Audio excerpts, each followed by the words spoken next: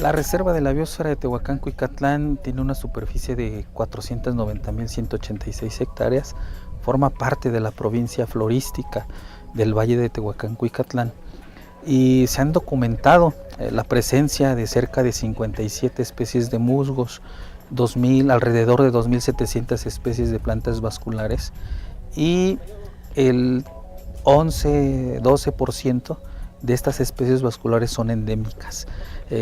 Esta área es la zona semiárida más al sur de nuestro país y también la más pequeña. Entonces, con esta superficie, con el valle, pues, alberga el 10% casi de la vegetación de nuestro país. La Reserva de la Biosfera es el área natural protegida con la mayor cantidad de asociaciones vegetales de México.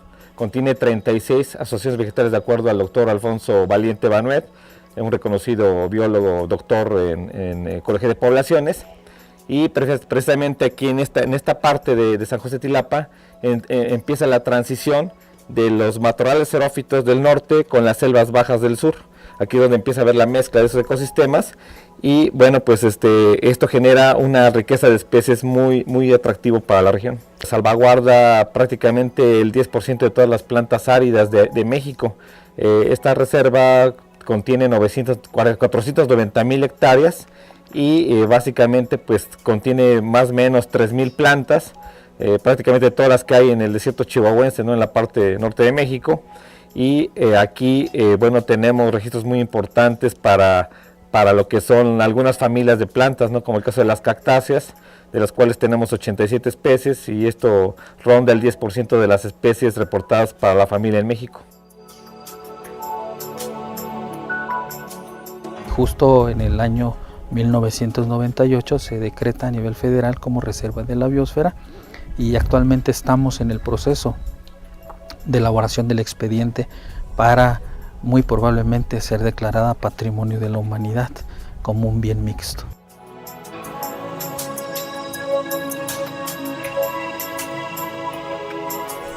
La Reserva de la Biosfera Tehuacán-Cuicatlán tiene 8 etnias, grupos indígenas que viven dentro de ella, cerca de 40.000 habitantes y 51 municipios. La conservación no se puede hacer de otra manera más que junto con ellos y a través de las diversas estrategias que tiene la Reserva de la Biosfera hemos procurado atender cada una de las situaciones que ponen en riesgo la biodiversidad. Una de ellas es la formación de los comités de vigilancia, justamente por esa gran particularidad que tienen las especies. Algunas de ellas tienen presiones como el saqueo, como es el caso del sotolín y de las biznagas, y que justo estamos en San Juan Raya, donde se hizo un decomiso de biznagas gigantes, y que fue a través de la labor de estos comités de vigilancia, que a través de diversos programas como servicios ambientales o como el Provicom de la CONAM, pues hemos logrado financiar algunos comités dentro de la Reserva de la Biosfera.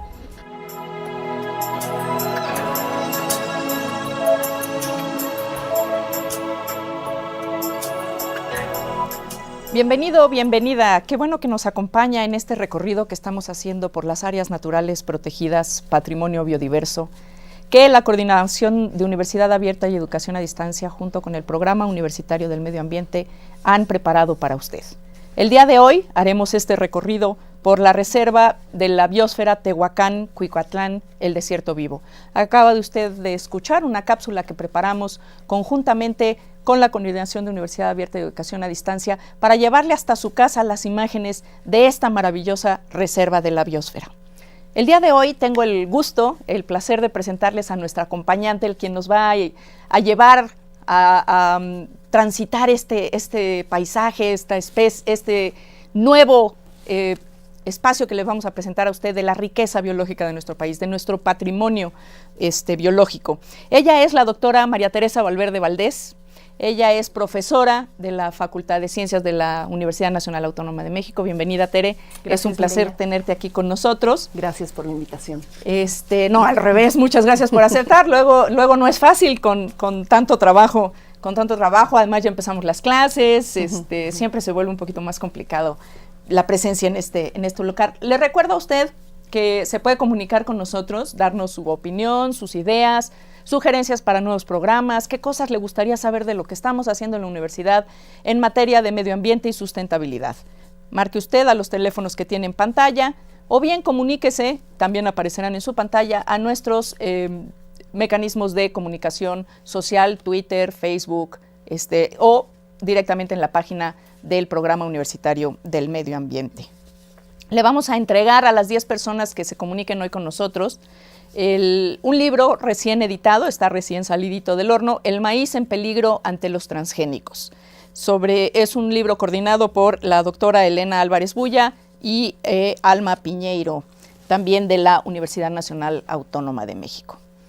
La cápsula que vimos al principio, Tere, se comentaba por parte de los responsables de la Comisión Nacional de Áreas Naturales Protegidas, que son quienes están encargados de velar por esta reserva. Hemos visto otras reservas de la biosfera en las cuales la UNAM también es parte de la conservación de estos espacios. En esta ocasión, ¿cómo participa la UNAM en la reserva de la biosfera de Tehuacán-Cuicatlán? Bueno, pues en realidad la reserva está manejada por la CONAM, como bien decías, pero hay muchísimos investigadores de la UNAM que están haciendo investigaciones en la reserva de la biosfera. Gente del Instituto de Ecología, el doctor Alfonso Valiente Banuet, muchas personas de la Facultad de Ciencias que están estudiando tanto la flora como la fauna y como algunos procesos que tienen que ver también con la dinámica de nutrientes, el cambio del clima, la erosión. Entonces, por diferentes rutas, digamos, hay investigadores de la UNAM involucrados en darnos a conocer de alguna forma esta maravillosa área que es la reserva de Tehuacán-Cuicatlán. ¿Cuál es la importancia? ¿Por qué es este espacio una reserva de la biosfera? ¿Por qué es un área natural protegida? Pues mira, México tiene una gran cantidad de territorio en zonas desérticas y semidesérticas, y cada una de estas zonas desérticas y semidesérticas tiene diferentes características, ¿no? Quizá la zona desértica más importante y más grande de México es el desierto chihuahuense, que tiene bastantes afinidades con el desierto de Querétaro e Hidalgo, ¿no? En términos de la composición florística. Pero después se atraviesa el eje neovolcánico, y el sur del eje neovolcánico tenemos este desierto que es completamente diferente a los del norte, tiene una composición mucho mayor, por ejemplo, de cactáceas columnares, tiene un nivel de endemismo tremendo, ¿no? Como decíamos, como veíamos en una de las cápsulas iniciales, pues casi el 12% de la flora de la reserva es endémica de esa región, ¿no? Y es una zona muy importante además porque coinciden los estados de Puebla y de Oaxaca, en este valle muy grande, un valle que tiene su aridez, debe su aridez al hecho de que tenemos a la Sierra Madre Oriental ahí protegiendo a la zona de los vientos húmedos del Golfo y dando lugar a una especie como de rinconcito de biodiversidad muy, muy espectacular, realmente muy bonito. Cuando hablamos de especies endémicas, ¿a qué nos estamos refiriendo? Pues son especies que solamente se distribuyen ahí.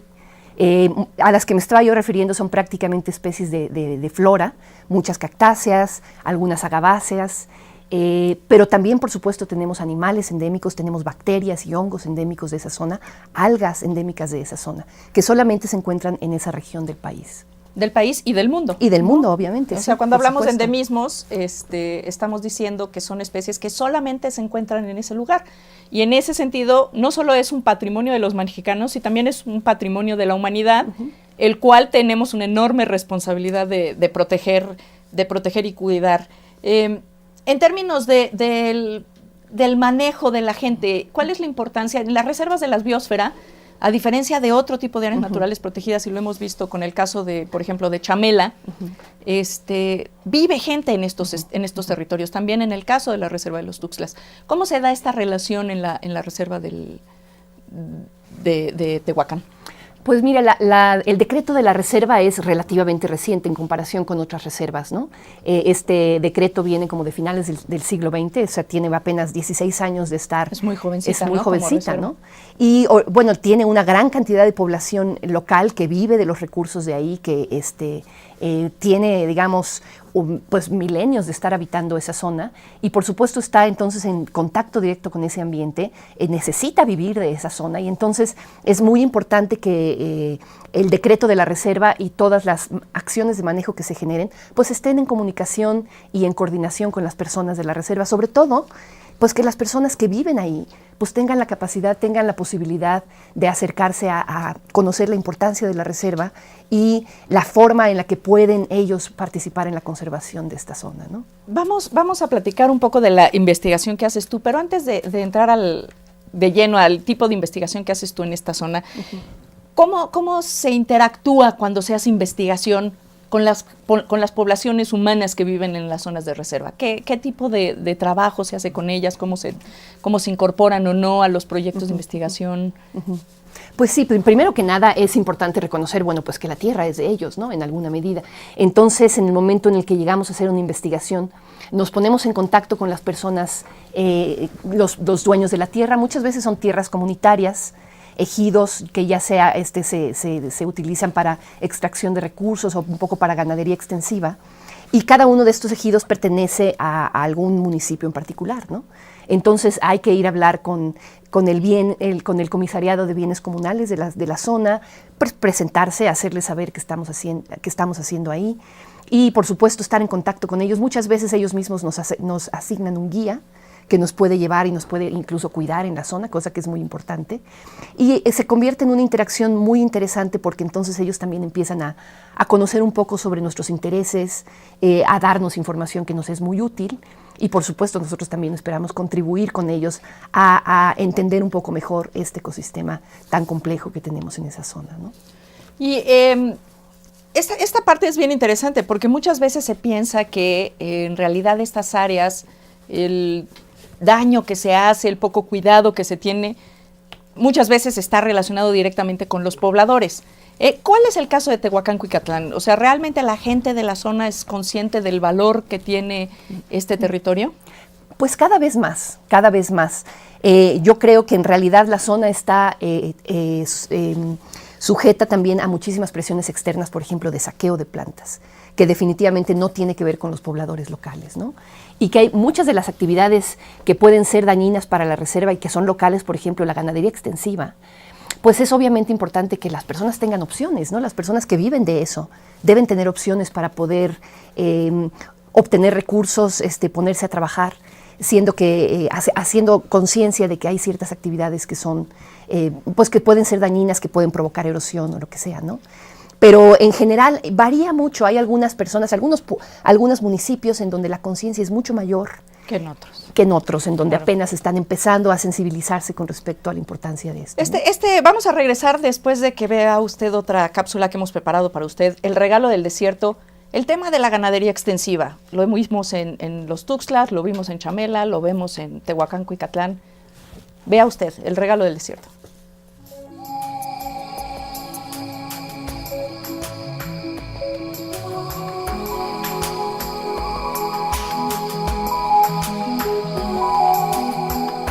Estamos dedicados a la reproducción de cactáceas.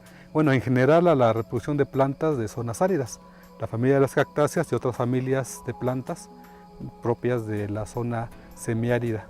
Aquí, con la idea de ayudar a la conservación de las especies, de conservación del medio ambiente, donde las personas que visitan la zona tuvieran la oportunidad de llevarse plantas de una manera legal, de una manera pues que no afectara al medio ambiente, porque sí había personas que venían a la zona y les gustaba alguna plantita y se la llevaban del monte. Eso, aparte de que hace mal a la ecología, pues era una ilegal. Entonces, bueno, con este proyecto se ayuda a eso, a que la gente ya pueda adquirir las plantas de manera legal y a la vez, pues lógicamente va a ayudar a la conservación de las plantas, del medio ambiente.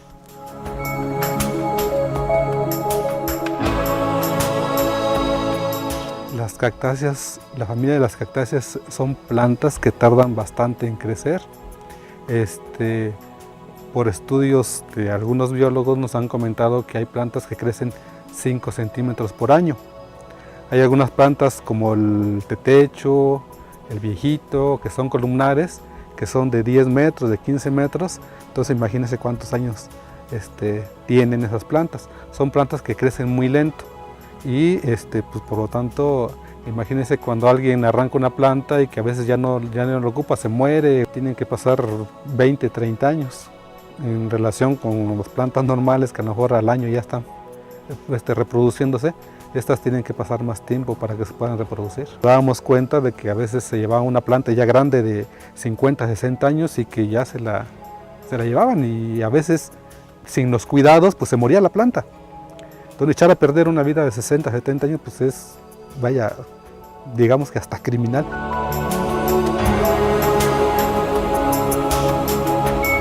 Hay una infinidad de utilidades, desde medicinales hasta en la industria cosmética. De hecho, hay proyectos aquí en la población dedicados a producir de estas plantas shampoos, cremas, en la cuestión cosmética, pero también jarabes para algunas enfermedades. Por ejemplo, el maguey pichomel es un agave que de las pencas las cuecen, las machacan, digamos, para sacarles el jugo, y ese es un remedio que sirve para la tos. Un jarabe de pichomel es para la tos. Los agaves dan su floración. Esa floración aquí la gente las corta y para comer. La gastronomía igual es algo importante, como el maguey de cacaya precisamente, el maguey pichomel, la flor, antes de que cuando está en botoncito, igual la gente la puede cortar, o la yuca, el palmito, etcétera. El mismo tetecho, su flor incluso tiene en tres etapas, se aprovecha. Cuando está la flor apenas, que nosotros llevamos la tetecha, esa flor se utiliza mucho para hacer guisados, o solita en vinagre, a la mexicana, y ya platillos más elaborados que utilizan la tetecha. El garambullo es una plantita que da una frutita parecida a la uva. De esa aquí es muy apreciada porque se elabora un licor de garambullo. Aquí quien no viene o más bien todo el mundo, quien viene a Zapotlán y no prueba el garambullo, como si no hubiera venido.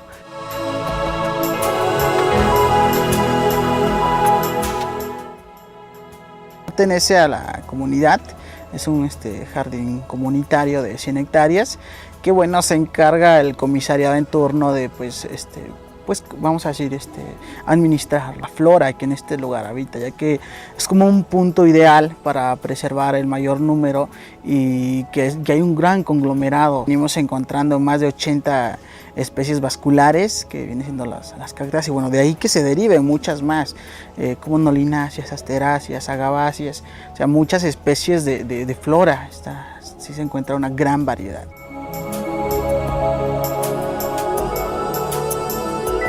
Pues los usos y costumbres de cada una de las plantas, el aprovechamiento de cada una de ellas, como asimismo, bueno, pues sus nombres, algunos estándares de crecimiento, y bueno, igual darles a conocer qué tipo de suelo hay, qué tipo de flora, qué tipo de fauna dentro de lo que es el jardín, y un poco de lo que es la historia, ¿no? De lo que viene siendo la cultura, sobre todo, que se establece en este lugar.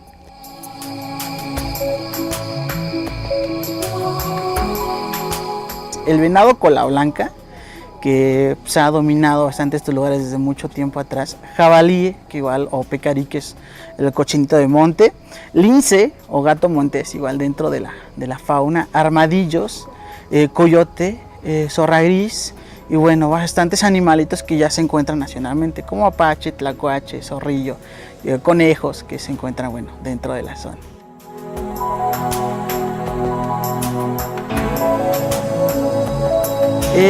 Bueno, más bien es un servicio comunitario de parte de nosotros. Pues más bien se necesita con mucho cariño para estar aquí, porque muchas de las veces nosotros dependemos de las visitas de este lugar. Entonces no hay como un recurso base. Como es comunitario, apoyamos. No todo el tiempo estamos aquí porque hay épocas que no hay visitas. Entonces estamos aquí finalmente pues más bien por gusto de la zona. Yo creo que si nunca hubiera llegado a este lugar, nunca me hubiera dado cuenta de la gran importancia de estos lugares, porque muchas de las veces uno crece entre los cactus y dice, bueno, son muy comunes, Pero cuando ves que vienen gentes de otras partes del mundo y se asombran con ver tantas cactáceas juntas, cuando vienen y dicen, wow, esto es único, esto no hay en mi país, esto es bastante... Entonces cuando le das el valor que dices, oh, sí es único, sí es una reserva única, son endémicos, entonces valoras más y bueno, te das cuenta de que a la gente le gusta, por eso es de que vienen de otras partes del mundo.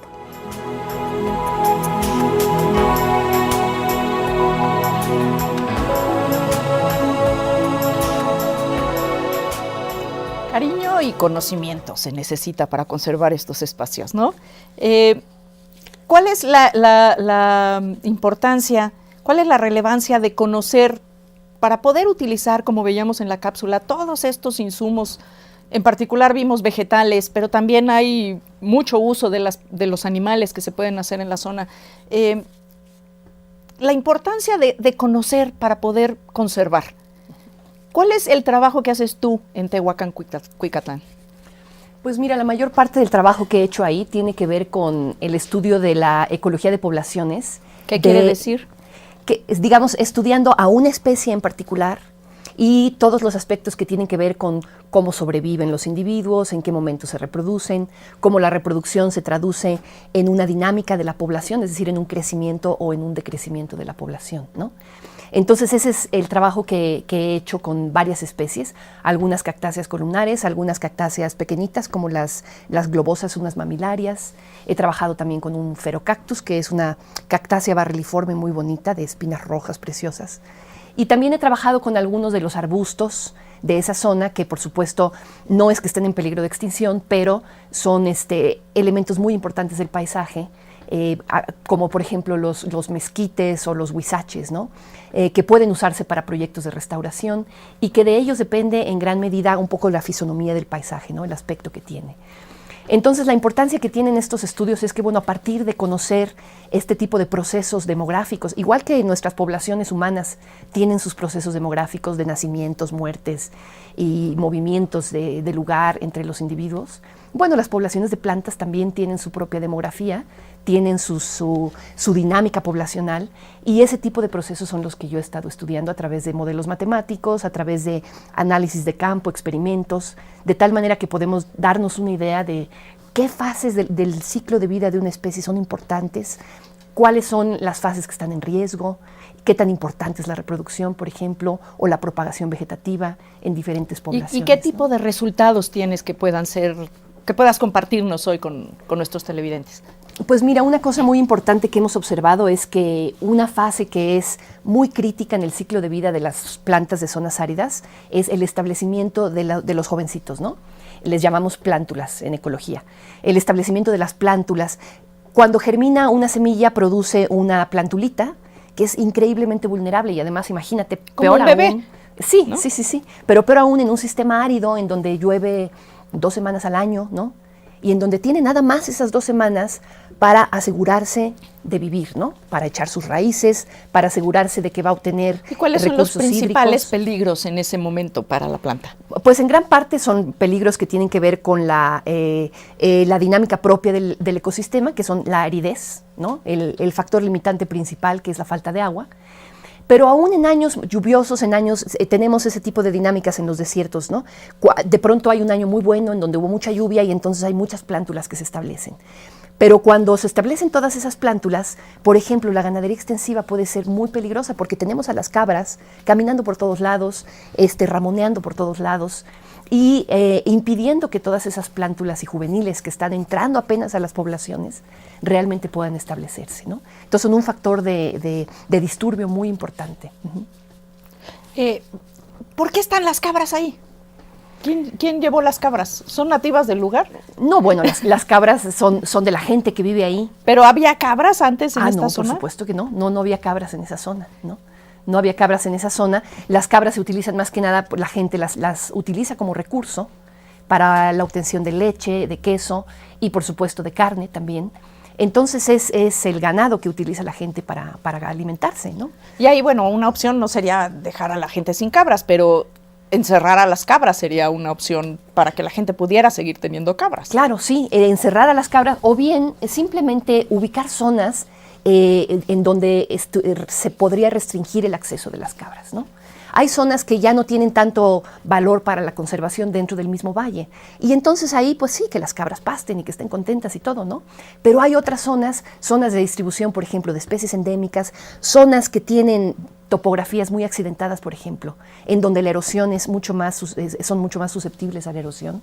Ahí definitivamente sería recomendable que no impedir el acceso de las cabras y que pudiéramos conservar esas zonas con mayor detalle, ¿no? Pero para eso se requeriría realmente mucha conciencia de las personas que tienen las cabras, ¿no? Porque, digo, no es fácil controlar a las cabras, claramente, pero sí hay zonas, digamos, en las cuales no deberían de estar las cabras, pues se podrían crear sistemas de mayor control para evitar que éstas estuvieran, sobre todo incluso en zonas de, como tú dices, que están en recuperación, ¿no? Antes de seguir con esta plática y de comentar aún más de no solo qué está haciendo la doctora, sino cuál es la importancia de lo que está haciendo la doctora para la conservación, de la doctora Valverde, vamos a ir a ver otra cápsula que hemos preparado para usted.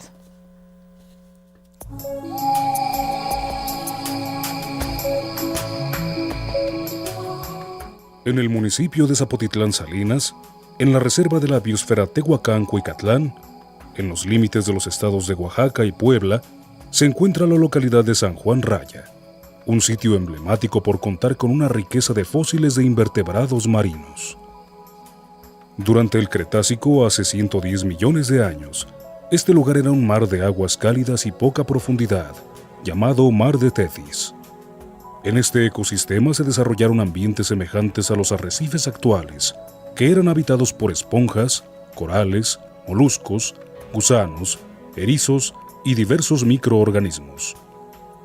Además de los fósiles de organismos marinos, se encuentra una gran diversidad de huellas de dinosaurios voladores, dinosaurios carnívoros, tortugas y cocodrilos. Este sitio ha sido estudiado por científicos de la UNAM desde 2006. Los pobladores de San Juan Raya han desarrollado un programa de ecoturismo paleontológico y cuentan con un museo de sitio donde se exhiben fósiles de invertebrados que se han encontrado ahí. ¿Ustedes por qué decidieron colocar el museo, el centro ecoturístico, organizarse? ¿En qué momento la comunidad decidió que se organizaba para esto? Lo que pasa que antes sufrimos saqueo, la verdad, ¿no? Entonces fue con el fin de conservar, de preservar lo que tenemos, porque ya le damos un valor. Ahora sí que la gente de acá ya está consciente de lo que tenemos. Contamos con 2 salas, una de exhibición de paleontología y otra de arqueología. ¿Para acá cómo pueden venir y qué actividades pueden hacer? Sí, claro. Yo los invito a que nos visiten. Contamos con 6 recorridos, uno que es el recorrido de Turritelas, el otro sería a las huellas de dinosaurio, tenemos también el de la biznaga gigante, el del pedimento. Otro recorrido es un recorrido nocturno, contamos con bicicletas para poder ver recorridos, se rentan caballos también, entonces pues yo sí los invito a que nos visiten. Además de la riqueza paleontológica de la región, esta zona también es uno de los sitios arqueobotánicos más importantes del continente americano, pues a partir de muchos estudios realizados en la zona desde hace más de 50 años, se ha determinado que este es uno de los lugares donde se inició la agricultura en nuestro país. Sin duda, uno de los sitios más importantes es la Cueva del Maíz, en el ejido de San José Tilapa.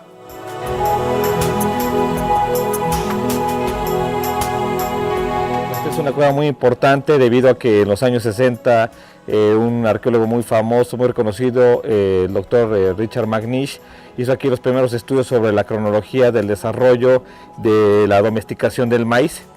Esta cueva pues, representa uno de los hallazgos más importantes en la historia de la agricultura en América, ya que prácticamente pues, aquí se encontraron los primeros teocintles, que son las semillas o los elotes de donde se originó el maíz actual.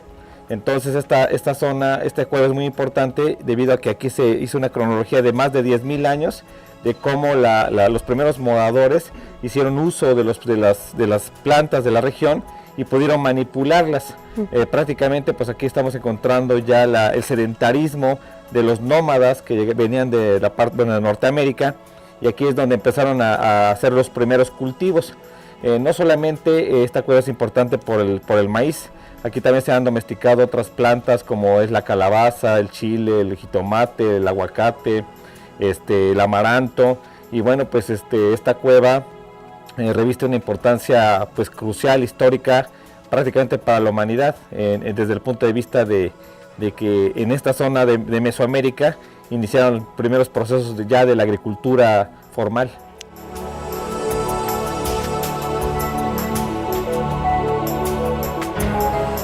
Como parte de los procesos de apropiación de las comunidades, la Reserva de la Biosfera Tehuacán-Cuicatlán, que es la encargada de la administración de toda esta área natural protegida, pues lleva a cabo acuerdos de colaboración o convenios con las comunidades para salvaguardar esta región, y este mecanismo es utilizado en varias zonas de alto valor tanto histórico como biológico.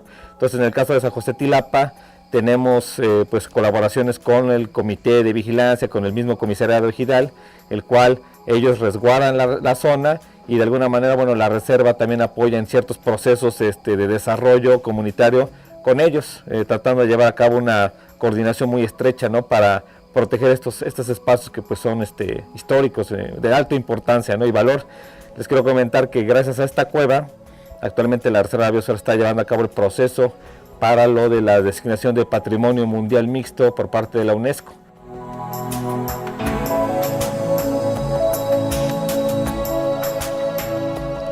Bueno, la tarea del comité, como dices, es de vigilar, que no, pues siempre nos han recomendado de que se vaya evitando el pasteo, porque es donde el ganado afecta al monte.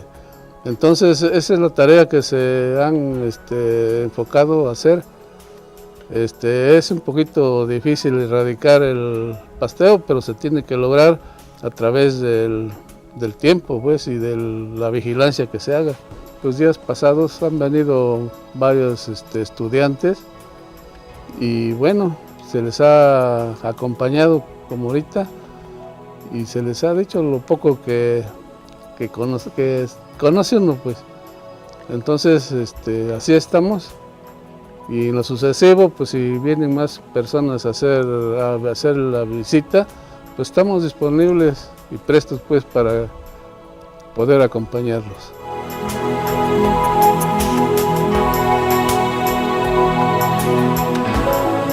Bueno, a través de las reuniones que hemos tenido pues con personas de la reserva, pues la intención es de que, como decíamos, que se cuide el monte, pues ver personas que nos puedan servir, de aquellas personas que pues tienen un estudio, y que son para mí las personas que nos pueden apoyar.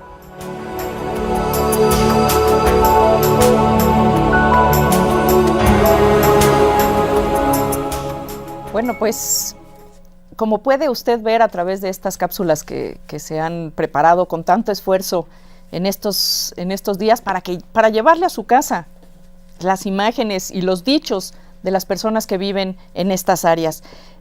Riqueza y patrimonio de la humanidad, de los mexicanos y las mexicanas, biológica, paleontológica y cultural. Digamos que esta reserva, como bien nos decía la persona que nos comentaba, el comisariado ejidal que nos comentaba, pues es hay que hacer este espacio un patrimonio mixto de la humanidad. O sea, tenemos aquí una mezcla de información sobre el pasado de nuestro planeta, sobre el pasado de nuestro país, sobre el pasado de nuestras culturas, sobre el pasado de la biología de estas zonas, y que, a juicio tuyo, que conoces la zona, que la has trabajado por mucho tiempo, podría ser hoy el punto de riesgo más importante, o las condiciones de riesgo más importantes para la preservación de este espacio tan maravilloso? Pues creo que ya es una gran ventaja de que ya se haya nombrado como una reserva, ¿no? De hecho, fue un proceso largo para llegar a que se reconociera el valor biológico que tiene la zona, pero como bien dices, no nada más el valor biológico, ¿no?, sino el valor paleontológico, que nos está hablando de una historia de millones de años atrás, y el valor arqueológico, ¿no? Que nos está hablando del momento en el que surgió la agricultura en América, ¿no? Que no es menor, ¿no? No, o sea, hombre, es casi uno de los hitos. Es un hallazgo importantísimo, ¿no? Que se hayan encontrado ahí restos fósiles de los primeros, del primer maíz que proviene del teocintle, de esta gramínea que se llama Sea diploperennis, y a partir de la cual se domesticó para llegar a lo que tenemos ahora, ¿no? La gran diversidad de maíz que tenemos en México. En realidad ve uno esa pequeña mazorquita, ¿no? Que es casi, pues, nada más que una espiga, ¿no? De la gramínea. Y no puede uno dar crédito de cómo hemos llegado a la diversidad actual de maíces, ¿no? Todo el proceso de relación de las diferentes culturas con el manejo de la planta, y realmente hoy sería para los, ¿qué estamos hablando? ¿15,000 años, 10,000 años atrás? 10,000 años atrás. Sería prácticamente irreconocible la planta, ¿no? Si alguien de aquella época pudiera ver hoy el maíz, no tendría ni idea de qué estamos hablando, Sí, exacto, ¿no? Era una espiguita pequeñita y además era de larga vida, ¿no? Y conforme se fueron seleccionando cada vez más mazorquitas más grandes y más grandes y más grandes, y se fue mezclando también con otras especies del mismo género que estaban presentes, empezaron a surgir más variedades, se empezaron a seleccionar diferentes variedades en diferentes sitios, y empezó a surgir esa inmensa variedad de maíz que tenemos ahora en México, ¿no? Así es. En la mayor parte de los casos, bueno, el maíz tiene unas mazorcas grandes que por supuesto son de corta vida, son de un ciclo de vida anual, porque, digamos, la planta requiere de todo ese esfuerzo de energía para producir una mazorca gigantesca, y entonces básicamente ese esfuerzo reproductivo le cuesta la vida a la planta, ¿no? Y por eso es que la siembra del maíz requiere de semillas constantemente que se tienen que volver a sembrar para volver a tener una cosecha el año siguiente. ¿Quién diría, no? O sea, uno está como muy acostumbrado al maíz y a decir, México es centro de origen y domesticación de esta planta. Pues ahí está, vaya usted, visite la cueva, va a ver cómo se dan estos procesos, cómo de verdad está ahí escrita la historia, y si usted aún duda todavía del paso de los dinosaurios por nuestro territorio, pues vaya a ver las huellas que se encuentran en San Juan Raya, ¿no? Realmente es un lugar maravilloso, le invitamos a que vaya y lo conozca. Y en este sentido veíamos en la cápsula la importancia de no solo el convencimiento y el saber de las que tienen las comunidades sobre estos territorios, sino de su participación, de cuando se suman ellas a los proyectos de conservación. ¿Cómo se da esa relación, por ejemplo, con los investigadores? Pues sí, una vez que las personas de la localidad empiezan a dialogar con los investigadores, y cuando ellos mismos se dan cuenta de la importancia de las investigaciones que están haciendo los académicos, pues van abriéndoles la puerta y va empezándose a dar una interacción muy interesante, ¿no? Y yo creo que, por supuesto, es importante también que las personas de la localidad puedan valorar toda esta herencia, digamos, que está en sus manos, pero que también puedan ver opciones de modus vivendi, digamos, ver opciones de sustento en este tipo de actividades, ¿no? Entonces, por ejemplo, el hecho de que haya visitas guiadas a la cueva del maíz, o visitas guiadas a la zona de San Juan Raya, pues o el jardín botánico que tenemos en Zapotitlán, ¿no? Algunas cabañas de ecoturismo que hay en esa zona que se pueden rentar para que la gente vaya a ver, y entonces también pues dejar una cierta derrama económica para las personas que están dedicando sus esfuerzos, dedicando su tiempo a cuidar esto, ¿no? Y que para ellos represente también una opción de sustento significativa. Claro, vamos a ver qué está haciendo la gente en términos de proyectos productivos en esta zona.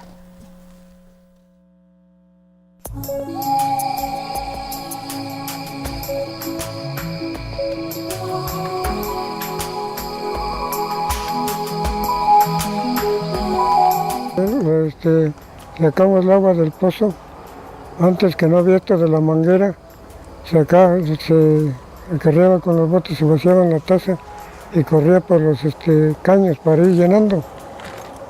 ¿Y ahora cómo la sacan? Pero últimamente ya salió esto del plástico de la manguera, y como el pozo está arriba y las salinas están para abajo, jala a base de gravedad.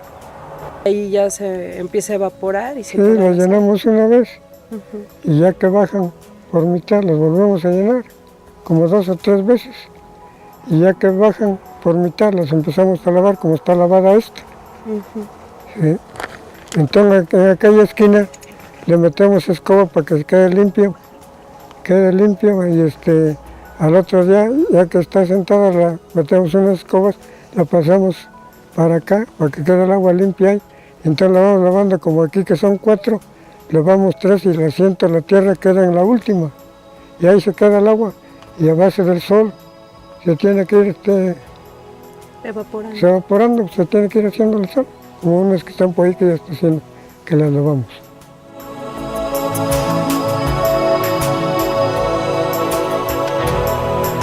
Sí, la elaboración o la obtención de sal en esta comunidad pues es justamente de las actividades económicas, productivas, características, y hay diversos parajes.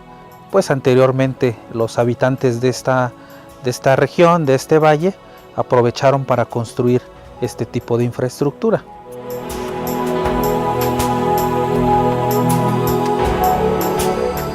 De alguna manera la CONAM, a través de los programas que tiene, en su momento han apoyado algunos grupos que se han organizado en esta comunidad en diversos temas. De hecho, la cadena de obtención de la sal pues abarca desde actividades de infiltración de esta agua, ¿no?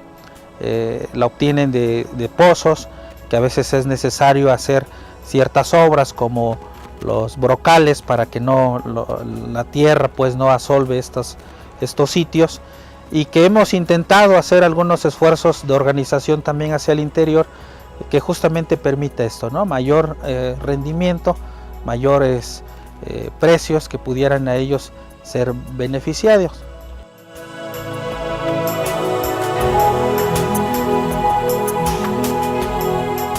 Sí, bueno, dentro de la reserva de Tehuacán-Cuicatlán, particularmente la mixteca poblana y oaxaqueña, la ganadería caprina extensiva es una de las principales actividades económicas de las poblaciones. Hay cierta investigación que han hecho algunos investigadores en el valle, donde argumentan que pues la ganadería, el manejo que se hace por las comunidades ha ocasionado a través del tiempo ciertos impactos al ambiente, como la compactación, como el evitar que algunas plantas puedan crecer. Con esta información, la Reserva de la Biosfera lo que hizo en el año 2012 fue, a través de un programa de conservación para el desarrollo, capacitar a varias comunidades en el buen manejo del recurso, de la ganadería.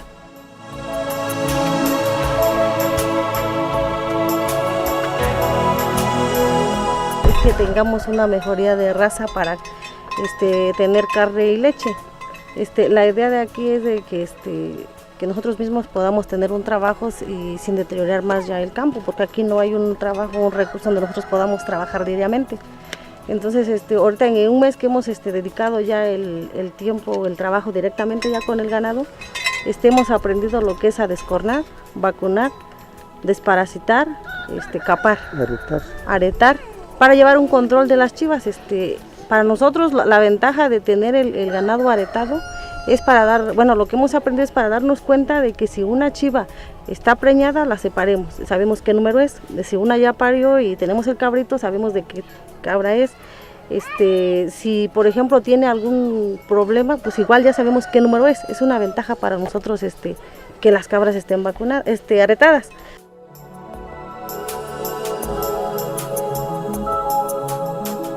He cuidado varios tiempos, o sea, muchos años ya. Y me he dedicado a esto. Pero viendo el programa, digo, voy a entrar, porque yo ya estoy grande. Al rato me caigo por ahí, ya no me levanto. Pero nosotros pensando en el campo, sí, en verdad el ganado va destruyendo. Se comen los palitos, los cactos, organitos chiquitos, se los comen. Y entonces lo que nosotros digo, sí es bien esto. La ventaja que, platicando yo con mi papá, seguimos las instrucciones de estabular el ganado. En las partes, hay unas partes que tenemos nosotros aquí como reserva, que es la sotolinera. Hace un tiempo el ganado ya no pasa por ahí, había sotolines Los más chicos tendrían unos 40 años, no había sotolines más pequeños.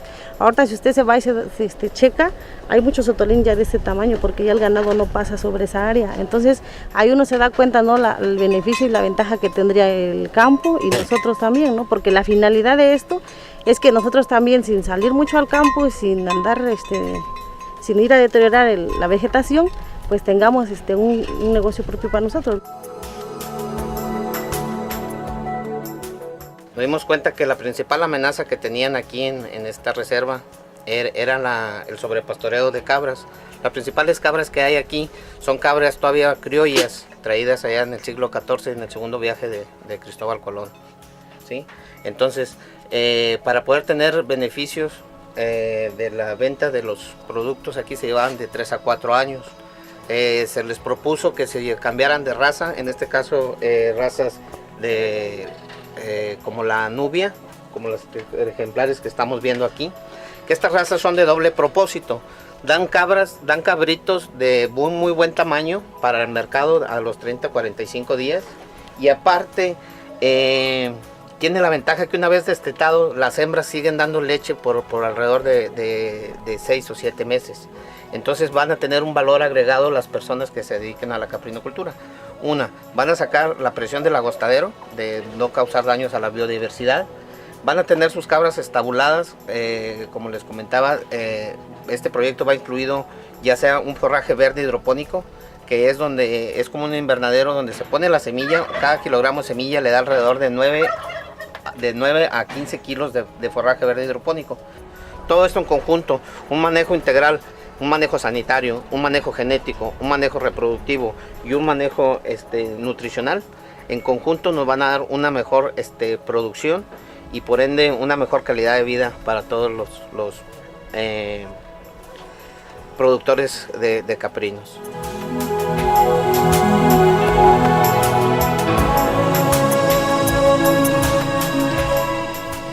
Pues como puede usted ver, se está haciendo mucho trabajo para incorporar a las comunidades que viven en estas zonas de áreas naturales protegidas, que son reservas de la biosfera, en las cuales el concepto de reserva de la biosfera incluye a las poblaciones humanas.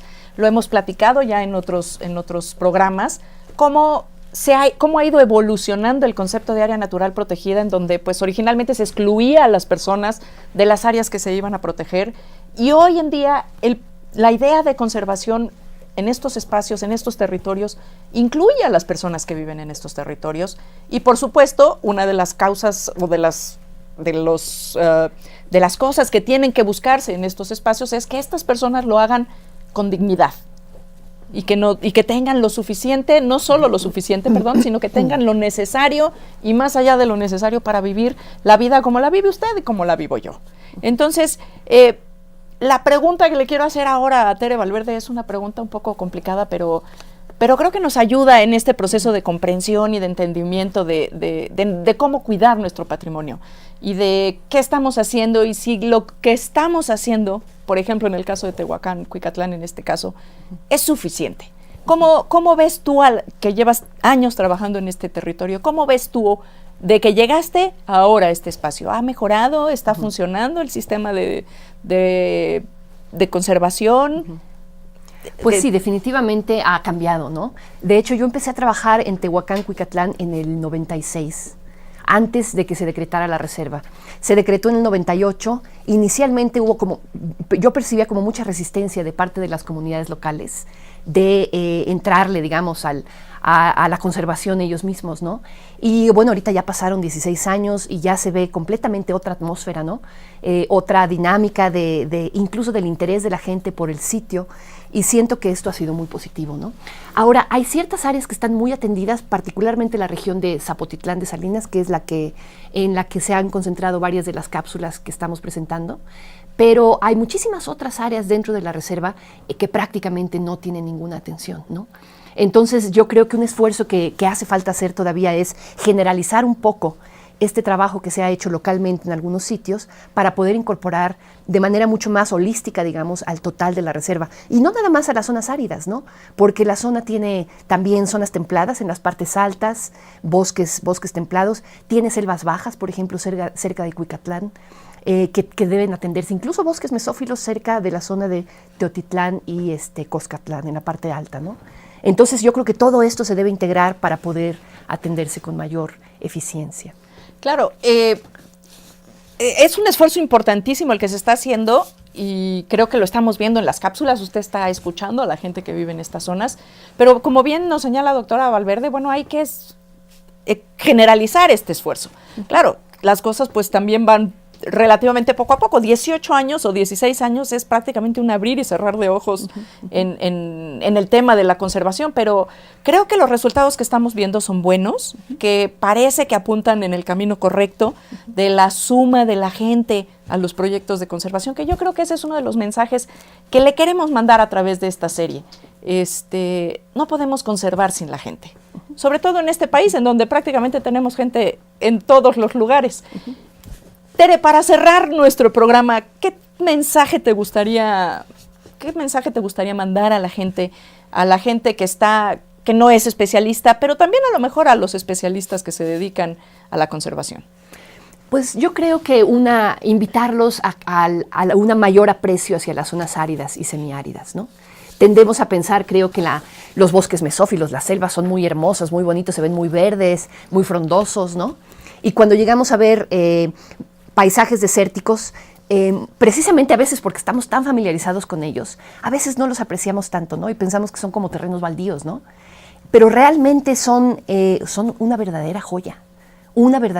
Entonces, invitar en general al público a que aprecie a mayor profundidad la biodiversidad de estas zonas. Son zonas además muy frágiles desde el punto de vista de la conservación, precisamente porque son áridas, ¿no? Entonces en el momento en el que se desmontan, en el momento en el que se maltratan, no se recuperan, igual que como se recupera una selva alta. Claro. Entonces parte de nuestro aprecio por esas zonas se debe reflejar también en una mayor conciencia de que los procesos ecológicos en esas zonas tienen particularidades que debemos conocer para poder contribuir a cuidarlos, ¿no? Perfecto. Vamos a ver la última cápsula que hemos preparado para usted. Guacamaya verde en Santa María Tecomavaca.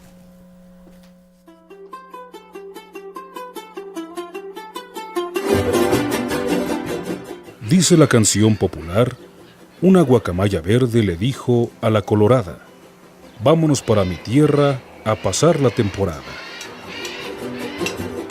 En México existen dos especies de guacamayas, las rojas que habitan el sureste de México desde Veracruz y hasta Chiapas, y las verdes, que se encuentran en las poblaciones aisladas en los estados del norte, noreste, el centro y el Bajío.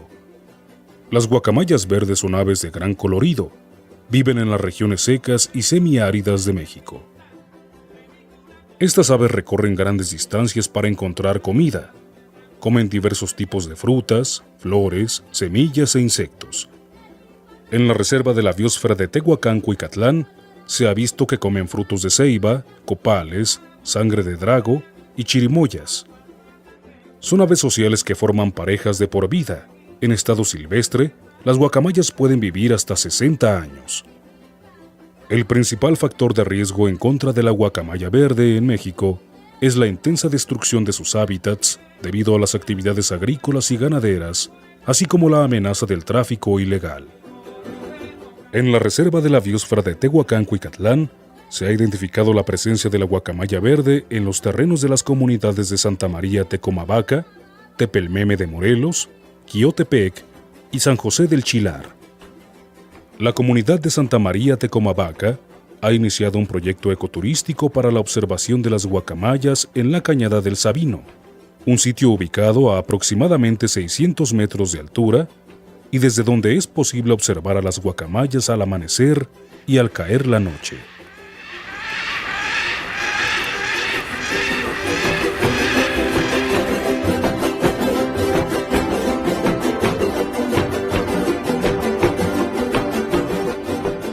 Tere, para cerrar este programa tan maravilloso de Tehuacán-Cuicatlán, Reserva de la Biosfera, Patrimonio de México, y en un espacio en el que estamos no solo preservando flora, fauna, historia, sino para los mexicanos, sino para el mundo entero. ¿Con qué te gustaría cerrar este programa? ¿Cuáles serían los apuntes para la conservación de este espacio y qué te gustaría dejarle a la gente sobre Tehuacán, Cuicatlán.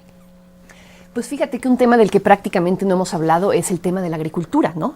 Y en este caso, digamos, lo que quisiera transmitir es la fragilidad de las zonas áridas, ¿no? En muchas zonas se abren tierras agrícolas, por ejemplo, en Cañada Morelos, que he estado oyendo recientemente por ahí, se está ampliando la frontera agrícola en algunas zonas, y como es una zona árida, las tierras agrícolas prácticamente se usan 1 o 2 años, se erosionan muy rápidamente, y no se recuperan después de que se abandonan, ¿no? Entonces, el tema de la fragilidad de los sistemas semiáridos creo que es algo que tenemos que entender a mayor profundidad para poder cuidarlos con mayor eficiencia, ¿no? Entonces, ese mensaje de la fragilidad de los sistemas áridos, de su enorme belleza, de su enorme biodiversidad. Sí, como que uno se imagina, bueno, pues como vemos pocas cosas a la vista del ojo no entrenado, dices, bueno, pues ¿qué pasa aquí, no? Pues si quitamos unos cuantos cactus no pasa nada, ¿no? ¿Qué es todo? ¿Cómo se encadena la vida en estos espacios? ¿Cuál es por ejemplo, tú dices de la fragilidad, uno de los puntos muy frágiles es el suelo, pero una de las grandes ausentes es el agua, ¿no? ¿Qué pasa con el agua ahí? Pues hay bastante agua en la zona, pero está más en el subsuelo, ¿no? Hay algunos ríos permanentes. El problema del agua de esa zona es que es un agua muy salina, tiene grandes contenidos de sales, entonces no es un agua útil para la agricultura, por ejemplo, ¿no? Claro, no se puede usar como agua de riego. Y bueno, y por eso es que tenemos la famosa agua de Tehuacán, a partir de la cual han surgido muchas de las aguas minerales que se producen en México, ¿no? Porque tiene grandes contenidos de sales. Mire, usted, no habíamos llegado a ese punto, pero mire usted hasta dónde terminamos, hasta en el agua de Tehuacán. De pronto no nos damos cuenta de lo que tenemos. Es tan grande nuestro patrimonio biológico. Lo invitamos a seguir con nosotros en esta serie y bueno, pues lo vemos en el próximo programa. Muchísimas gracias por haber estado hoy con nosotros.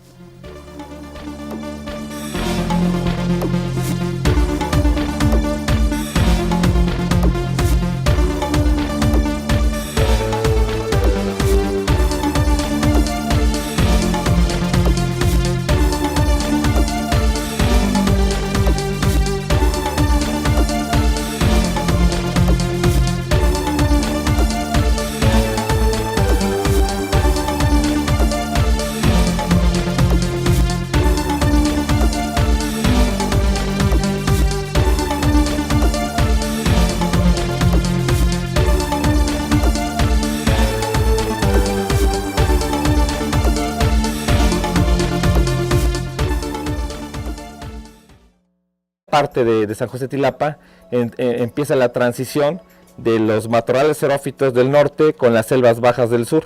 Aquí es donde empieza a haber la mezcla de esos ecosistemas y bueno, pues esto genera una riqueza de especies muy atractivo para la región. Salvaguarda prácticamente el 10% de todas las plantas áridas de México. Esta reserva contiene 490,000 hectáreas y básicamente pues contiene más o menos 3,000 plantas, prácticamente todas las que hay en el desierto chihuahuense, ¿no? En la parte norte de México, y aquí bueno, tenemos registros muy importantes para lo que son algunas familias de plantas, ¿no? Como el caso de las cactáceas, de las cuales tenemos 87 especies y esto ronda el 10% de las especies reportadas para la familia en México. Justo en el año 1998 se decreta a nivel federal como reserva de la biosfera y actualmente estamos en el proceso de elaboración del expediente para muy probablemente ser declarada Patrimonio de la Humanidad como un bien mixto.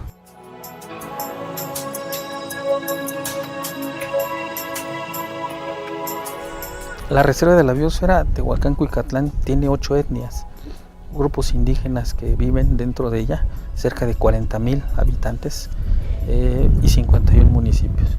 La conservación no se puede hacer de otra manera más que junto con ellos y a través de las diversas estrategias que tiene la reserva de la biosfera hemos procurado atender cada una de las situaciones que ponen en riesgo la biodiversidad.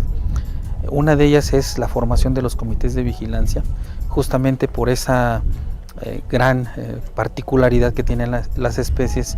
Algunas de ellas tienen presiones como el saqueo, como es el caso del sotolín y de las biznagas, y que justo estamos en San Juan Raya, donde se hizo un decomiso de biznagas gigantes. Y del sur del eje neovolcánico tenemos este desierto que es completamente diferente a los del norte. Tiene una composición mucho mayor, por ejemplo, de cactáceas columnares. Tiene un nivel de endemismo tremendo, ¿no? Como decíamos, como veíamos en una de las cápsulas iniciales, pues casi el 12% de la flora de la reserva es endémica de esa región, ¿no? Y es una zona muy importante además porque coinciden los estados de Puebla y de Oaxaca, en este valle muy grande, un valle que tiene su aridez, debe su aridez al hecho de que tenemos a la Sierra Madre Oriental ahí protegiendo a la zona de los vientos húmedos del Golfo y dando lugar a una especie como de rinconcito de biodiversidad muy, muy espectacular, realmente muy bonito. Cuando hablamos de especies endémicas, ¿a qué nos estamos refiriendo? Pues son especies que solamente se distribuyen ahí. A las que me estaba yo refiriendo son prácticamente especies de flora, muchas cactáceas, algunas agaváceas, pero también, por supuesto, tenemos animales endémicos, tenemos bacterias y hongos endémicos de esa zona, algas endémicas de esa zona, que solamente se encuentran en esa región del país. Del país y del mundo. Y del mundo, obviamente. O sí, sea, cuando hablamos de supuesto. endemismos, estamos diciendo que son especies que solamente se encuentran en ese lugar. Y en ese sentido, no solo es un patrimonio de los mexicanos, sino también es un patrimonio de la humanidad, el cual tenemos una enorme responsabilidad de proteger y cuidar. En términos del manejo de la gente, ¿cuál es la importancia? En las reservas de la biosfera, a diferencia de otro tipo de áreas naturales protegidas, y lo hemos visto con el caso de, por ejemplo, de Chamela, vive gente en estos territorios, también en el caso de la reserva de los Tuxtlas. ¿Cómo se da esta relación en la reserva de Tehuacán? Pues mira, el decreto de la reserva es relativamente reciente en comparación con otras reservas, ¿no? Este decreto viene como de finales del siglo XX, o sea, tiene apenas 16 años de estar. Es muy jovencita, Es muy ¿no? jovencita, ¿no? Y bueno, tiene una gran... de comunicación social, Twitter, Facebook, o directamente en la página del Programa Universitario del Medio Ambiente. Le vamos a entregar a las 10 personas que se comuniquen hoy con nosotros un libro recién editado, está recién salidito del horno, El maíz en peligro ante los transgénicos. Es un libro coordinado por la doctora Elena Álvarez Bulla y Alma Piñeiro, también de la Universidad Nacional Autónoma de México. La cápsula que vimos al principio, Tere, se comentaba por parte de los responsables de la Comisión Nacional de Áreas Naturales Protegidas, que son quienes están encargados de velar por esta reserva. Hemos visto otras reservas de la biosfera en las cuales la UNAM también es parte de la conservación de estos espacios. En esta ocasión, ¿cómo participa la UNAM en la reserva de la biosfera de Tehuacán-Cuicatlán? Bueno, pues en realidad la reserva está manejada por la CONAM, como bien decías, pero hay muchísimos investigadores de la UNAM que están haciendo investigaciones en la reserva de la biosfera. Gente del Instituto de Ecología, el doctor Alfonso Valiente Banuet, muchas personas de la Facultad de Ciencias que están estudiando tanto la flora como la fauna y como algunos procesos que tienen que ver también con la dinámica de nutrientes, el cambio del clima, la erosión. Entonces, por diferentes rutas, digamos, hay investigadores de la UNAM involucrados en a darnos a conocer de alguna forma esta maravillosa área que es la reserva de Tehuacán-Cuicatlán. ¿Cuál es la importancia? ¿Por qué es este espacio una reserva de la biosfera? ¿Por qué es un área natural protegida? Pues mira, México tiene una gran cantidad de territorio en zonas desérticas y semidesérticas, y cada una de estas zonas desérticas y semidesérticas tiene diferentes características, ¿no? Quizá la zona desértica más importante y más grande de México es el desierto chihuahuense, que tiene bastantes afinidades con el desierto de Querétaro e Hidalgo, ¿no? En términos de la composición florística. Pero después se atraviesa el eje neovolcánico.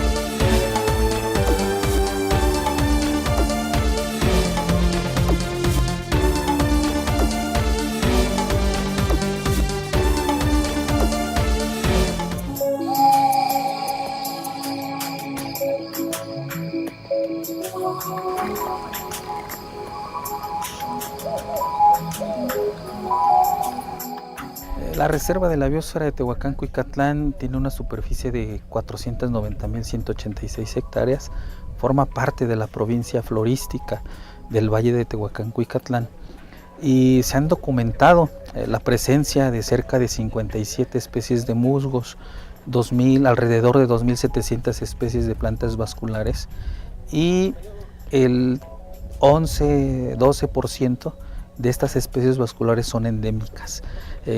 Esta área es la zona semiárida más al sur de nuestro país y también la más pequeña. Entonces, con esta superficie, con el valle, pues, alberga el 10% casi de la vegetación de nuestro país. La Reserva de la Biosfera es el área natural protegida con la mayor cantidad de asociaciones vegetales de México.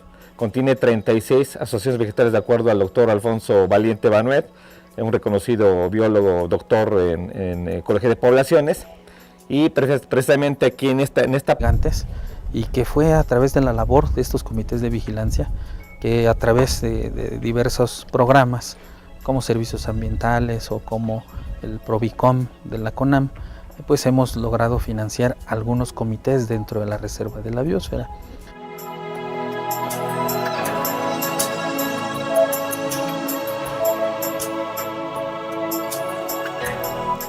Bienvenido, bienvenida. Qué bueno que nos acompaña en este recorrido que estamos haciendo por las áreas naturales protegidas, patrimonio biodiverso, que la Coordinación de Universidad Abierta y Educación a Distancia junto con el Programa Universitario del Medio Ambiente han preparado para usted. El día de hoy haremos este recorrido por la Reserva de la Biosfera Tehuacán-Cuicatlán, el Desierto Vivo. Acaba de usted de escuchar una cápsula que preparamos conjuntamente con la Coordinación de Universidad Abierta y Educación a Distancia para llevarle hasta su casa las imágenes de esta maravillosa Reserva de la Biosfera.